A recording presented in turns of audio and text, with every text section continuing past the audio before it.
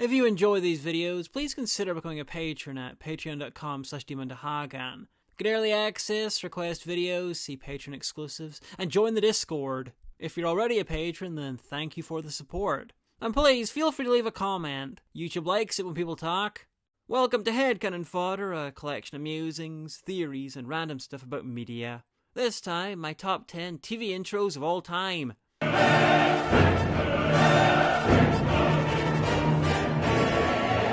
Oh, and I'm officially giving a shout out to Misty because she's amazing. And I said it to let you all know. This is kind of a sequel to my video about how the Prisoner is set in the Doctor Who universe. Seemed kind of apt, seeing as the Prisoner is kind of a sequel to Danger Man. Basically, I asked people if they'd be interested in a video about my top 10 TV intros, and the comments said yes, so here we are. This footage on screen isn't from the list, by the way. These are just random intros, so you have something spoiler-free to look at. Now, there's no objective criteria for this list. There really can't be. I'm going based on opinion and the shows I've seen and remember. So if your faves aren't here, that's not a comment about them. I'm sure you'll disagree with some or all my choices, but I'll try to be fair and try to give good reasons for my selection. And this list isn't a comment on quality outside of the intros. There are a lot of shows that I love that aren't listed, and some not so great ones that are. And as for order, the first 9 aren't in any particular order, and only number 1 is ranked. My choice for the best TV intro. And when some of your favourites don't get listed, please leave them in the comments. Who knows, I might do another video about the great ones that I missed. Anyway, let's begin. Number 10 is John Safran vs. God. John Safran's Australian and is mostly an author at the moment, but before that he was kind of a Sacha Baron Cohen Louis Theroux hybrid. He did interviews and stunts of questionable wisdom, like the time he interviewed the Grand Dragon of the KKK, explained he's Jewish, and then tried to join them on the grounds that he hates some of his relatives. Can you see how someone like me could possibly hate Jews even more than you hate Jews? Because I absolutely assure you, if you went to my school and you had my parents, you'd hate Jews too. Like, I'm whiter than Hitler. I've got like blonde hair and blue eyes, and he had brown hair and brown eyes. If I went to school with Hitler, I'd be the one beating him up for being a wog. Okay. He's done a number of shows, but Versus God is his masterpiece, an odyssey through various religions and his personal issues. How difficult is it to get the senior judge of the UK Sharia court to place a fatwa on someone? He goes door to door evangelizing for atheism in Salt Lake City. Just imagine if you're wasting your entire life going to church and it all adds up to nothing. Oh. He takes a bunch of peyote and documents his trip. It really was becoming unbearable to finish, but I battled on because of the promise of divine insights into God, the universe, and my soul. That's what's going on in my head. Going like that. And he gets exorcised by famous loon. You're a spiritual whore, aren't you? And proud of it. And the cherry on top is the show's intro, a magnificent declaration of intent. It opens with a pretentious voiceover. When the 1,000 years are over, Satan will be released from his prison. And then Safran in his nasal, nerdy glory literally climbing out of hell, summiting a mountain and squaring up against God himself. And it's all to the dulcet tones of Aussie death metal outfit, Mozart and Crack's opus, Hate Priest.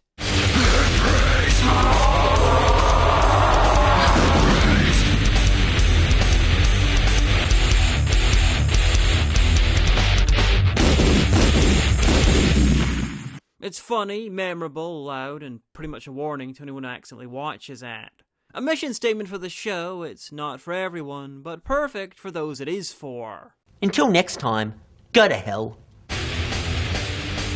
Number 9 is Captain Scarlet and the Mysterons.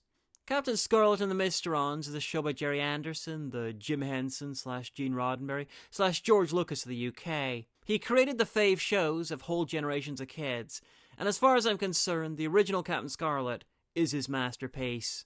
A surprisingly murderous kids show, I did a kill count for it. Set in the near future when Earth is in a cold war with the enigmatic aliens, the Mysterons of Mars, who kill people, usually graphically, and recreate them as their agents. They have the original's mind, but are utterly devoted to the Mysteron cause and are centered in terrorist missions or assassination plots.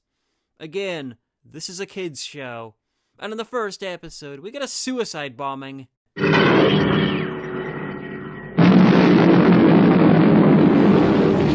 Jesus. Captain Scarlet himself was a Mistron agent. He's killed in the pilot and gets replaced, but is freed from their control and regains his own will. He's also indestructible. He can be injured, he feels pain, but he will survive anything, and the intro gets this across in the most dramatic way possible for children. It's a POV shot walking through a city. It turns a corner, floodlights turn on, revealing Captain Scarlet, who's been waiting for his foe, the camera, the audience, you. He's then sprayed with machine gun fire, doesn't flinch, and shoots back.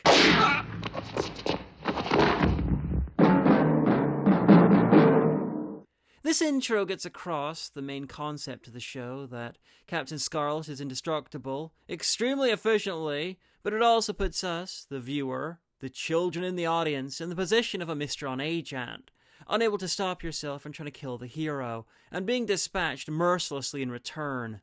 For an adult show, it would be hardcore. For a kid's show, it sets the tone perfectly and then murders it, which just sets it even more perfectly.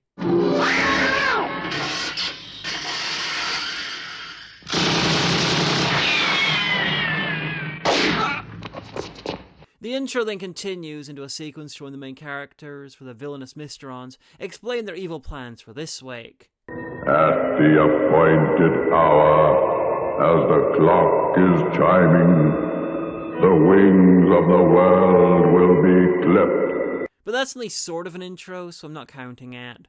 But it does very efficiently get across the fine details of the show for new viewers. The characters that the Mistrons want revenge, they need to destroy in order to create new agents, etc. Number 8 is Mr. Rogers' Neighborhood.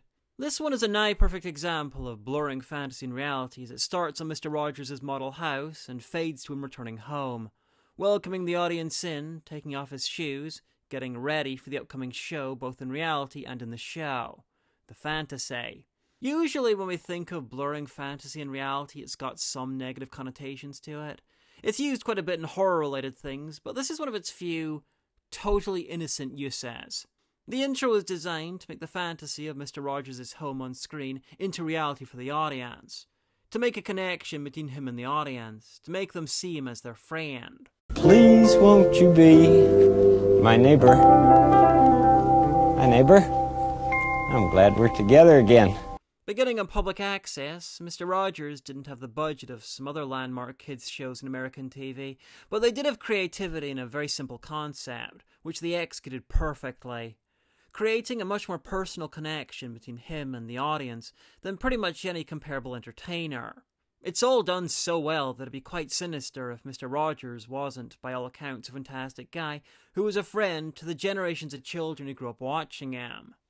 Please won't you be my neighbor? The other point of the intro is the model neighborhood of the title, to show children that the world isn't as large or scary as it might appear to be, which dovetails into large sections of the show, such as the land of make-believe. This is going to sound like a bizarre comparison, but you could view Mr. Rogers as kind of a Virgil in Dante's Inferno figure, befriending and guiding his child audience through the world beyond their own home, and letting them know that they will be okay. Number 7 is The Outer Limits, 1990s. The 1990s saw a reboot of The Outer Limits, the old 60s anthology horrorist show. Basically, it was a Twilight Zone but less well regarded, which is a pity because 2 of its stories were ripped off to create The Terminator. And one of the stories so resembled the end of Watchmen that they inserted a reference to it into the comic. The main difference between the 2 shows, when you really boil it down, was that The Outer Limits was generally sci-fi and The Twilight Zone was generally fantasy. Plus, The Twilight Zone had Rod Serling, so it was never a fair fight. Anyway, in the 1990s, they rebooted The Outer Limits, and it lasted a very respectable 7 years. And its first intro really runs where the original walked. The original intro had a mysterious voice that warned the viewer that they had control of the signal, and they would control what the viewer saw in the next hour. There is nothing wrong with your television set. Do not attempt to adjust the picture. We are controlling transmission. The 1990s version does this too, but has a spectacular collection of surreal imagery. Unimpressive today, most definitely thanks to Photoshop, After Effects, and any number of programs, but these images were made without any of them. They were done by Jerry Uselman, a surrealist photographer who was an emerging artist in the 1960s. He'd take multiple images and painstakingly turn them into a single image, using multiple techniques. And the mix of these images, with a voiceover that calls back to the original show and that ominous music, is just spectacular. We can shape your vision to anything our imagination can conceive. We will control all that you see and hear. The second half of the intro is good, but not as good. The surreal images were replaced with cutting-edge CGI that has aged so much worse. If this was a strict ranking and the intro was only the surreal images, this would be very close to the top. Anyway, you knew what you were getting after seeing this intro. Horror and imagination, and a touch of meta. Until they went and ruined it a couple of seasons later. Number 6 is Babylon 5 Series 5. Damn, I should have put this one spot higher. Actually, fuck it. Number 5 is Babylon 5 Season 5. Now, before I begin, I am not a Babylon 5 fan, and I had to be harangued into even considering this, but they were right, and I can't let my dislike of the show dictate how good an intro it is. The Babylon 5 intros always had fun elements, like the portentous voiceovers, and the honestly fantastic, industrial-tinged music. But Season 5 is where it went right over the top, explaining the previous 4 years of plots with well-chosen audio and visual clips, acting like a whole show recap for old and new viewers, and ramming home to the audience exactly how complicated and epic the show was. And so it begins. There is a hole in your mind. What do you want? No one here is exactly what he appears. Nothing's the same anymore. Commander Sinclair is being reassigned. Why don't you eliminate the entire non-homo? Which is kind of ironic, because the show had been cancelled in Season 4, so they burned through a whole season worth of planned plots in a handful of episodes, only to be uncancelled and have to come up with new stuff, resulting in what's generally considered to be the worst season. So it's kind of like a bad season wearing a truly excellent hat to remind everyone how it used to be better. And then, to make things even worse, we get an extremely traditional 80s style heads and names sequence, played with a fantastic triumphal march.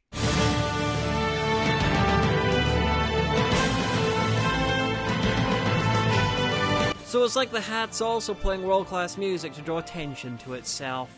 Sorry, my dislike of Babylon 5 kind of wormed its way in there, didn't it? Still a fantastic intro though, and that's all that matters.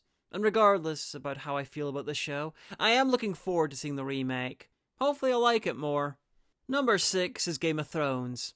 Game of Thrones is kind of a joke now, but when it was launched, it was must-see TV, and its intro is still a work of art. Its genius is that it was ever-changing. Every episode is different in order to show you the locations of that week's episode, to help the audience grasp the geography of Westeros.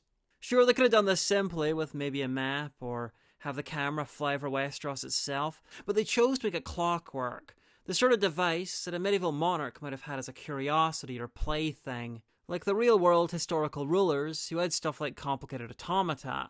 And being a device makes it memorable, it fits into the world perfectly, but it also catches the viewer's attention, the different ways the different areas move and interact.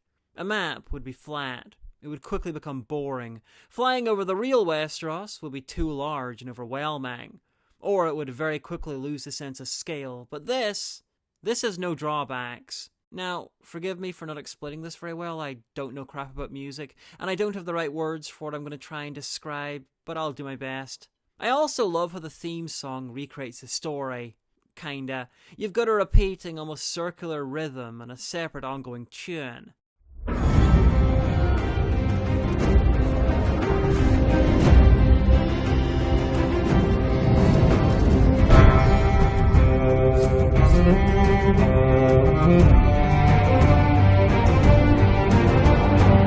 Kind of like how the story is about repeating patterns of war and betrayal, how Westeros never seems to change, but at the same time, the individual characters' lives continue on and change with time. It's both changing and unchanging, a little like the map itself. All in all, spectacular.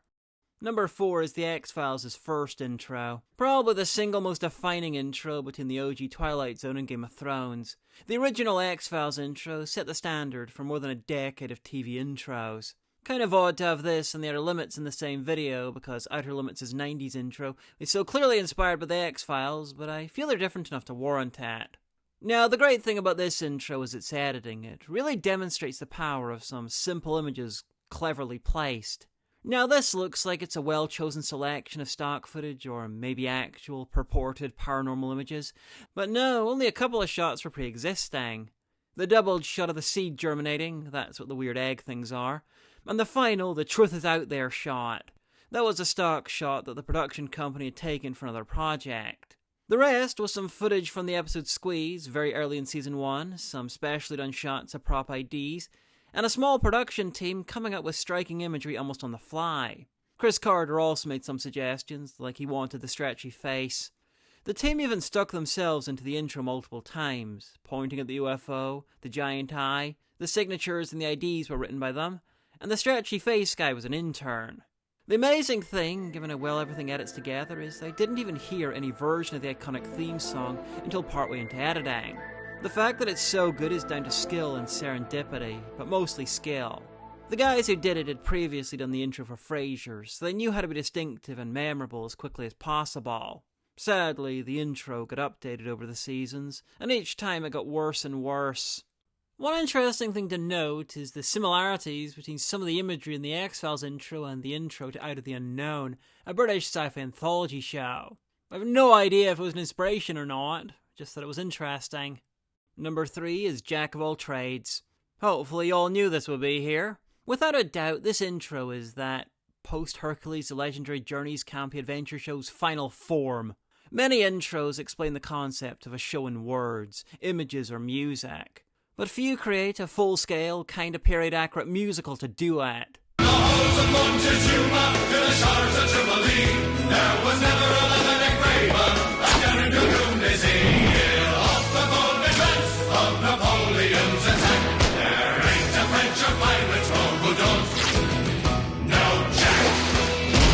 I'm not kidding when I say that if this was the opening song to a stage musical, it would have been bigger than Hamilton.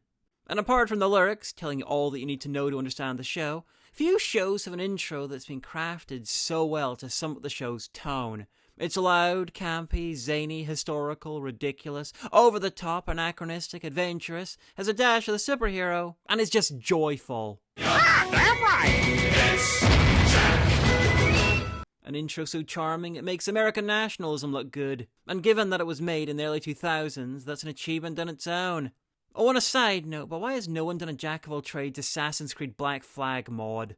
Number 2 is American Gods.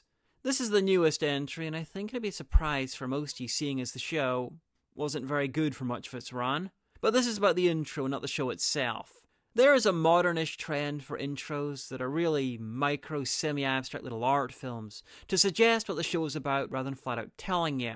Like a tone poem, where a show with a narrated intro is more like a regular poem. And as far as I'm concerned, American Gods is the best example of this. It's American stuff, mixed with modern stuff, mixed with myth, mixed with the god stuff. And there's been real thought done about where exactly to merge the things together. I love the fiber optic Medusa hair, the Cyclops camera eye, the angel with the rifles, and finally, the crucified astronaut. Each shot is gorgeous, much better cinematography than the show itself, and it's been scored with beautifully moody music that again merges the ancient, the modern, and the American. Each of these images are layered on top of each other, building upwards towards an ominous imperial bald eagle, and you expect it to be a cross. But no, it's a totem pole, the perfect final image for something uniquely about myth, religion, and America. Few TV intros work as an art piece on their own. This does. A vision of a uniquely American hell. Anyway, because this is basically a walk culture video with delusions of grandeur, I've decided to give some honourable mentions before we get to the top spot.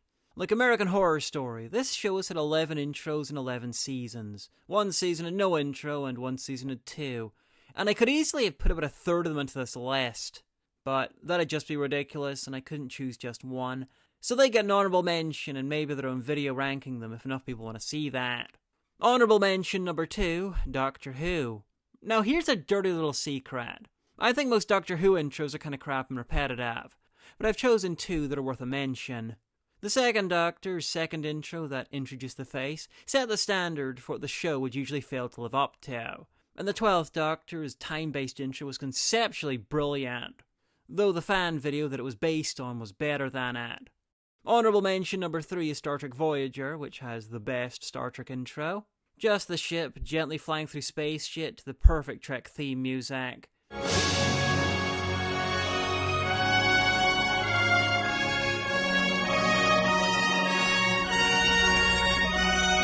There is a reason that the next 3 Star Trek intros didn't even try to do a typical Trek intro. And sorry to Strange New Worlds and Lower Decks, but it's still the best.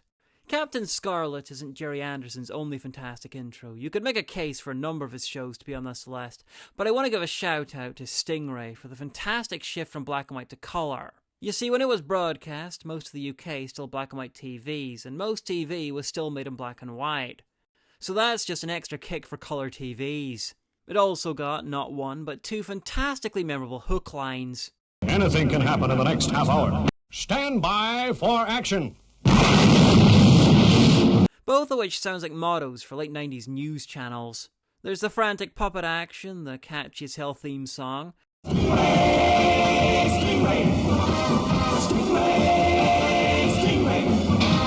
And the intense use of bongo drums, which makes it sound almost like proto-blast beats.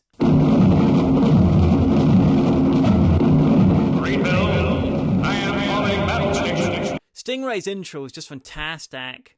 The last honourable mention is the Crystal Maze, kind of a weird one because it's only here on the strength of the theme song. The intro is what you'd expect from a silly early 90s adventure game show type thing, but that theme song, man, it's like someone wrote part of an opera, played it on the keyboard, and blew the rest of the show away even decades later.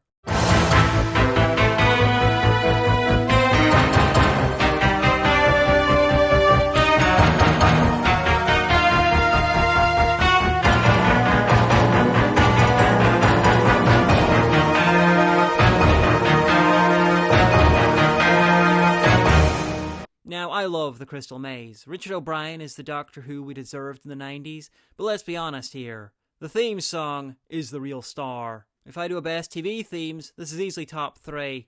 And finally, number 1, The Prisoner. The Prisoner, the show that kind of inspired this video. It's about an ex-spy trapped in a surreal prison trying to escape, / bring it down from the inside. This is an intro of 2 halves. The first extremely efficiently explains the background of the show.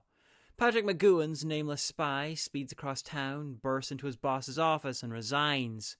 He's stalked by some mysterious agents, gets gassed, and wakes up inside the village. This was from the mid-60s. Normally, this level of storytelling would have been the pilot, or at least the first quarter or half of the pilot. But here it's been compressed to about a minute. It's an extremely modern approach. It also gets across countless other details beyond the broad strokes. Number 6, as he gets renamed, is interested in freedom, his own in particular. His car is customized, fast, and seats 1. He is utterly fearless. He could have resigned by letter, but he bursts into his boss's office, yells at him, and leaves a letter on his desk. We never find out what side in the Cold War runs the village, and we never find out who the agents who gas him are. We never meet them in the show proper.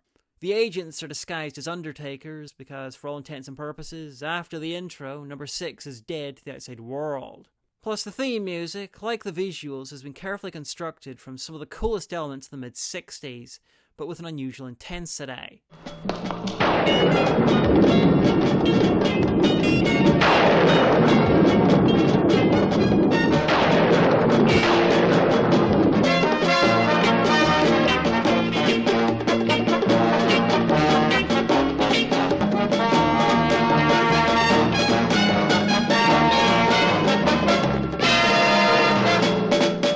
Originally, Ron Granier wrote a much more restrained and traditional-sounding version of the music, but apparently McGowan lambasted him until he wrote the iconic version we have now. And that's not even going into the second part of the intro, showing visuals connected to the village, the surreal retirement prison for spies, and several pieces of important arc narration going to themes of the show: liberty versus authority, freedom versus imprisonment, ball chairs versus big white murder balls. Episode by episode, number 2, the nominal head of the village, changes, and the current one is placed into the intro and into the narration. Information! You won't get it. By hook or by crook, we will. further reinforcing that number 2 is not really the villain, but simply the face of the village, which is the real villain, and the number 6 cannot rely on anyone there, that he is all he has. I am not a number, I am a free man! Put simply, the prisoner's intro gets an insane amount of information across, both important and minutiae, and it does it while looking and sounding amazing. And that's my list. Please tell me yours in the comments, and let me know if you'd like any other videos like this, like the American Horror Story intro video, the best theme songs, or a list of great intros that I managed to miss.